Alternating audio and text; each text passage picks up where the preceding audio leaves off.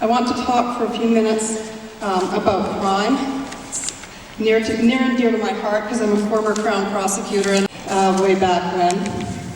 And I want to talk a little bit about being complacent about crime. Now, as someone who's got experience with law enforcement, I can tell you, those mobsters, it's like rust never sleeps. They never stop looking for a way to get into the casinos, to get in wherever they can. They want that money, it's there, and they are trying to get it. And we have to be on our guard 24 hours a day. So as Peter has pointed out, according to published news stories, it's common for casino clients to walk in to casinos with $500,000 in $20 bills in plastic bags. What kind of thinking is that? I agree with you. It is common for business people to do that. If your business is dealing drugs or running guns,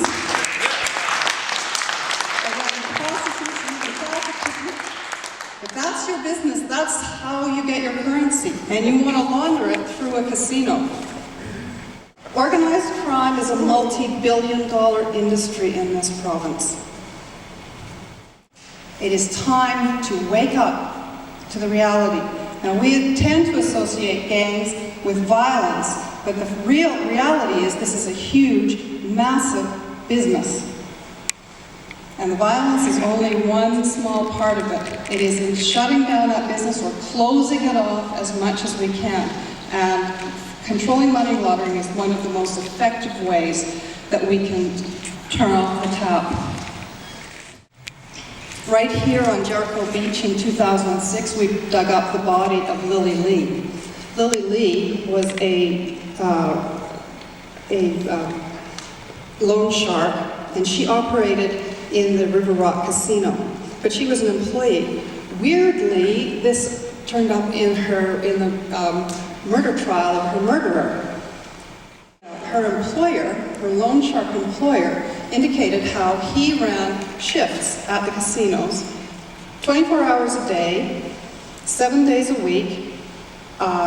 People would start a shift with $20,000 to $30,000 in their float, the loan shark float. Now, how that can go on in a casino and management not know about it beats the hell out of me. I have no idea. There's no way that can be going on that management doesn't know, and if they don't know, it's their business to know. Why don't they know it? And she was not the only loan shark that has been murdered. And who are the clients of these loan sharks? Our own citizens, whose addiction and despair is unseen because of fear and shame. They have families and children too, who are also our citizens and who also need our protection and who do not need us to be making money off their misery. And as Peter mentioned, there did used to be a special RCMP unit dedicated to gambling crime called IGET. In January 2009, it reported to government, and it cited some very serious risk factors, including the extreme vulnerability of casinos to money laundering. That's their wording, extreme vulnerability. Influence of organized crime figures at casinos and potential infiltration of the industry. Conflict of interest and perception of corruption undermining the integrity of the industry. And strangely, no investigation of the suspicious money transactions reported to them by FINTRAC, which is the federal government agency that governs these things, because of lack of resources.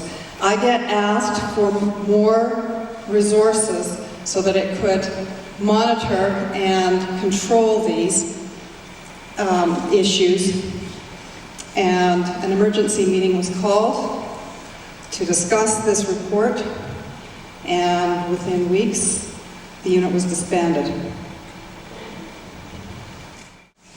Less than a year later, FINTRAC, which is the federal government agency, just a little bit over a year later, FINTRAC fined the BC Lotteries Corporation $670,000 for failing to monitor suspicious money transactions. And weeks after that fine was made, now we learn from the CBC about these massive amounts of money that have been pouring through. Who's minding the store here? What is going on? And why is this being treated so casually by the people who are in charge of our policing? Paragon Gaming, the company that is applying for this license, has a casino in Edmonton called the River Cree. That casino had a murder 2 years ago. 2 armed patrons in the casino followed another patron out of the casino and shot him in the head and killed him. In the 55-page application for rezoning of the Edgewater Casino property, or the Palco property, and the expansion, the amount of space devoted to policing and monitoring is 1 paragraph in 55 pages. Our professional police have come up with 1 paragraph, and half of that paragraph is about traffic and pedestrians. This is not good enough. This is not good enough. We need better. The city can do better.